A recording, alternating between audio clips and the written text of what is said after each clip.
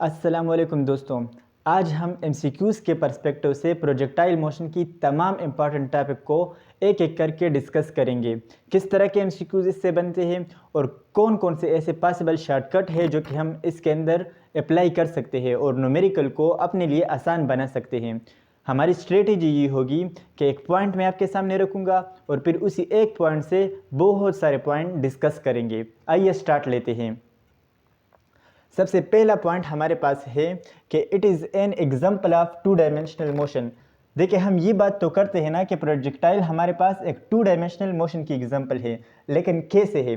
देखिए, पहले one dimensional motion को समझते हैं। ये मैंने आपके सामने कोऑर्डिनेट एक्सिस ड्रा किया।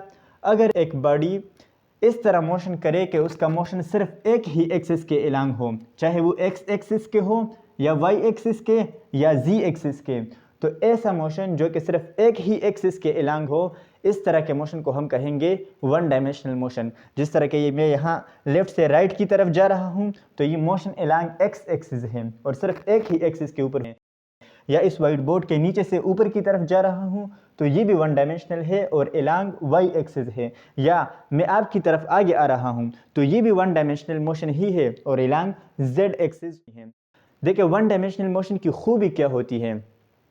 इसकी खूबी ये होती है कि सिर्फ एक ही एक्सिस के ऊपर जिसके ऊपर मोशन हुई हो, उसी पर मौजूद इंफॉर्मेशन उसके मोशन को डिस्क्राइब करने के लिए काफ़ी होती हैं। एक मोशन के अंदर तीन बड़ी बड़ी चीज़ें होती हैं, एक बॉडी की डिस्प्लेसमेंट, दूसरी वेलोसिटी और तीसरा एक्सेलरेशन। फॉर एग्जांपल, मान लो कि यहाँ इस पॉइंट ए से पॉइंट पी तक एलॉन्ग द एक्स एक्सिस एक बॉडी ने मोशन किया, तो इस बॉडी का अगर मैं मोशन डिस्क्राइब करना चाहूँ तो वो मैं इसी पर मौजूद इंफॉर्मेशन से कर सकता हूँ। देखिए, ए से पी तक इसने ये जो स्ट्रेट पाथ कवर की है, यह गया हमारा डिस्प्लेसमेंट, और अगर यहाँ से यहाँ तक इसने जितना टाइम लिया है, उसी डिस्प्लेसमेंट को अगर मैं टाइम पे डिवाइड कर दूँ तो मेरे पास बॉडी की वेलोसिटी आ जाएगी, और इसी वेलोसिटी को अगर टाइम पे डिवाइड कर दूँ तो मेरे पास इस बॉडी की एक्सेलरेशन आ जाएगी। तो आपने देखा कि सिर्फ एक ही एक्सिस पर मौजूद इंफॉर्मेशन से हमने बॉडी का कंप्लीट मोशन डिस्क्राइब किया। इस तरह का मोशन कहलाता है वन डायमेंशनल मोशन। इसके बरअक्स, अगर एक बॉडी इस तरह मोशन करे कि उसको कंप्लीटली डिस्क्राइब करने के लिए हमें दो एक्सिस पर मौजूद इंफॉर्मेशन की ज़रूरत हो, तो इस तरह के मोशन को हम कहते हैं टू डायमेंशनल मोशन। जिस तरह प्रोजेक्टाइल मोशन या सर्कुलर मोशन, ये दोनों हमारे पास टू डायमेंशनल मोशन की एग्जांपल है। आइए प्रोजेक्टाइल मोशन की एग्जांपल से समझते हैं। मान लो कि यहाँ एक फुटबॉल पड़ा हुआ है और मैं उसको यहाँ से किक कर लूँ कुछ सर्टन एंगल के ऊपर with initial velocity V naught, तो वो फुटबॉल इस तरह कर्व पाथ को अडॉप्ट करते हुए यहाँ पर गिरेगा। अब अगर आप इसकी मोशन को ऑब्जर्व कर लो तो इसका मोशन एलॉन्ग एक्स एक्सिस भी है और at the same time along Y axis भी हो, तो इस तरह का मोशन टू डायमेंशनल मोशन कहलाता है। अब अगर मैं इस बॉडी के मोशन को डिस्क्राइब करना चाहूँ तो मुझे एक्स एक्सिस पर इंफॉर्मेशन को भी कलेक्ट करना होगा और यहाँ वाई एक्सिस पर इंफॉर्मेशन को भी। जिस तरह के अगर मैं इसका डिस्प्लेसमेंट कैलकुलेट करना चाहूँ तो मैं डिस्प्लेसमेंट एलॉन्ग एक्स एक्सिस भी मालूम करूँगा और डिस्प्लेसमेंट एलॉन्ग वाई एक्सिस भी। इसी तरह velocity along X axis and velocity along Y axis. Similarly acceleration along X axis and acceleration along Y axis. तभी जाके मैं इस बॉडी की कंप्लीट मोशन को डिस्क्राइब कर पाऊंगा। अब आगे बढ़ने से पहले आपके जहन में क्वेश्चन शायद आ रहा हो कि इस बॉडी ने कर्व पाथ को ही क्यों अडॉप्ट किया? ये सीधा ऊपर भी तो जा सकता था या सीधा आगे भी तो जा सकता था। तो देखिए, अगर मैं आपसे पूछूं कि इस बॉडी के ऊपर कितनी फोर्सेस एक्ट कर रही है तो क्या होगा आपका आंसर? हाँ, ये मत कहना अभी कि इसके ऊपर एक ही फोर्स एक्ट कर रही है। इस प्रोजेक्टाइल के ऊपर एक्चुअली दो फोर्सेस लग रही है। देखिए कौन कौन सी। अगर हम इसके फोर्सेस को देखना चाहें तो इसके ऊपर लग रही है दो फोर्सेस। नंबर वन जो कि एलॉन्ग वाई एक्सिस लग रही है, वो हमारे पास है ग्रेविटेशनल फोर्स, और ये ग्रेविटेशनल फोर्स ही है जो इस बॉडी को ऊपर जाने से रोक रही है और हर पॉइंट पर डाउनवर्ड खींच रही है। दूसरा जो फोर्स इसके ऊपर लग रही है वो है फ्रिक्शनल फोर्स। मैं एफ आर से लिख लेता हूँ। ये रेजिस्टेंस की वजह से इसको फ्रिक्शन का सामना है, और ये फ्रिक्शनल इसके ऊपर एलॉन्ग द एक्स एक्सिस लग रही है और इस बॉडी को आगे जाने से रोक रही है। तो फ्रिक्शनल फोर्स ये एलॉन्ग एक्स एक्सिस है, और यहाँ पे जो ग्रेविटेशनल फोर्स है ये एलॉन्ग वाई एक्सिस है। अब न्यूटन सेकंड लॉ के अकॉर्डिंग आपको पता है कि कहीं पे भी अगर फोर्स मौजूद होता है तो उसकी वजह से हमारे पास एक्सेलरेशन पैदा होता है। अगर फोर्स है तो इस फोर्स की वजह से एक्सेलरेशन भी पैदा होगा।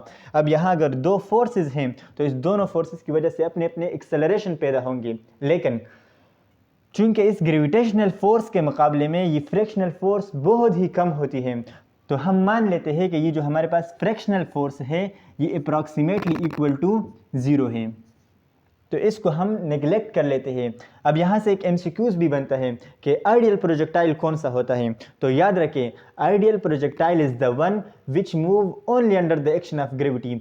नहीं उसके ऊपर एयर रेजिस्टेंस होगी, न उसके पास अपना स्पिनिंग मोशन होगी, नहीं वो अपनी स्पीड को कम ज़्यादा कर सकेगी, यानी उसके अंदर कोई प्रोपल्जन मैकेनिज्म नहीं होगी। प्रोपल्जन मैकेनिज्म से मेरा कि वो बॉडी अपनी स्पीड को कम ज़्यादा नहीं कर सकती। प्लेन्स और परिंदे भी हवा में उड़ते हैं, लेकिन ये हमारे पास प्रोजेक्टाइल की एग्जांपल नहीं है, क्योंकि वो अपनी स्पीड को कम ज़्यादा कर सकते हैं। प्लेन्स के अंदर इंजन लगे होते हैं और बर्ड्स वो लिविंग है तो अपनी स्पीड को चेंज कर सकते हैं। और आइडियल प्रोजेक्टाइल वो कि जिसमें ये सारी प्रॉपर्टीज़ मौजूद न हो, उसके ऊपर अगर फोर्स लग रही हो तो सिर्फ और सिर्फ एक ही फोर्स होगी, और वो कौन सी होगी?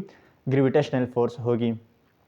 अब अगर हम यहाँ पे देखें तो इस न्यूटन सेकंड लॉ के अकॉर्डिंग चूंकि एक्स एक्सिस के अलांग कोई फोर्स नहीं है, तो यहाँ जो एक्सेलरेशन होगा अलांग एक्स एक्सिस वो भी हमारे पास 0 हो जाएगा।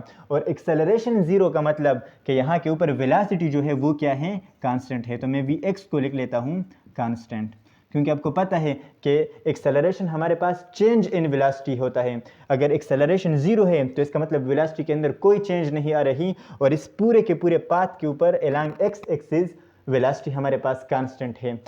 और अगर वाई एक्सिस के ऊपर आप देखें तो चूंकि वहाँ फोर्स मौजूद है, तो इस फोर्स की वजह से यहाँ वाई एक्सिस के अलांग एक्सेलरेशन भी मौजूद होगा। और वो कौन सा एक्सेलरेशन होता है? वो एक्सेलरेशन ग्रेविटेशनल एक्सेलरेशन होता है। A y is equal to minus g. Minus sign इसलिए लगाया क्योंकि gravitational force all the time downward होती है, toward the centre of earth होती है, तो इसलिए माइनस साइन आ गया। अब चूंकि यहाँ एक्सेलरेशन मौजूद है तो इस एक्सेलरेशन की वजह से यहाँ वाई एक्सिस के ऊपर मौजूद वेलोसिटी ये भी वेरिएबल होगी। यानी कि अगर ये स्टार्ट में आप देखें तो ये वेलोसिटी डिक्रीज़ होती है, और यहाँ मैक्सिमम हाइट के ऊपर आकर फिर वर्टिकल वेलोसिटी 0 हो जाती है, और यहाँ से आगे फिर वर्टिकल वेलोसिटी इंक्रीज़ होती है। तो ओवरऑल पाथ के ऊपर वर्टिकल वेलोसिटी वेरिएबल और हॉरिजॉन्टल वेलोसिटी कांस्टेंट। और अगर एक्सेलरेशन देखें तो हॉरिजॉन्टल एक्सेलरेशन 0 और वर्टिकल एक्सेलरेशन कांस्टेंट होता है, और हर जगह माइनस जी के बराबर होता है। अगर यहाँ तक आप पॉइंट को मेरे साथ समझ चुके हैं तो हम अब इस काबिल है कि हम इस प्रोजेक्टाइल मोशन को डिफाइन कर लें। अगर मैं आपसे पूछूं क्या होगी इसकी डेफिनेशन, तो क्या बताएंगे आप? तो इसकी डेफिनेशन होगी कि the projectile motion is an example of two dimensional motion in which the body move with constant horizontal velocity and constant vertical acceleration. कोई भी ऐसा मोशन जिसमें हॉरिजॉन्टल एक्सिस के ऊपर वेलोसिटी कांस्टेंट हो और वर्टिकल एक्सिस के ऊपर एक्सेलरेशन कांस्टेंट हो, तो इस तरह के मोशन को हम कहेंगे प्रोजेक्टाइल मोशन। तो आज का हमारे इस लेक्चर के अंदर ये बेसिक इंट्रोडक्शन हमने प्रोजेक्टाइल का देखा। इंशाल्लाह नेक्स्ट वीडियोस के अंदर इसके एक एक पॉइंट्स को बारीकी से ऑब्जर्व करेंगे, और जितने भी शॉर्टकट है वो इंशाल्लाह मैं आपको बताऊंगा। अभी के लिए इतना ही। Thank you.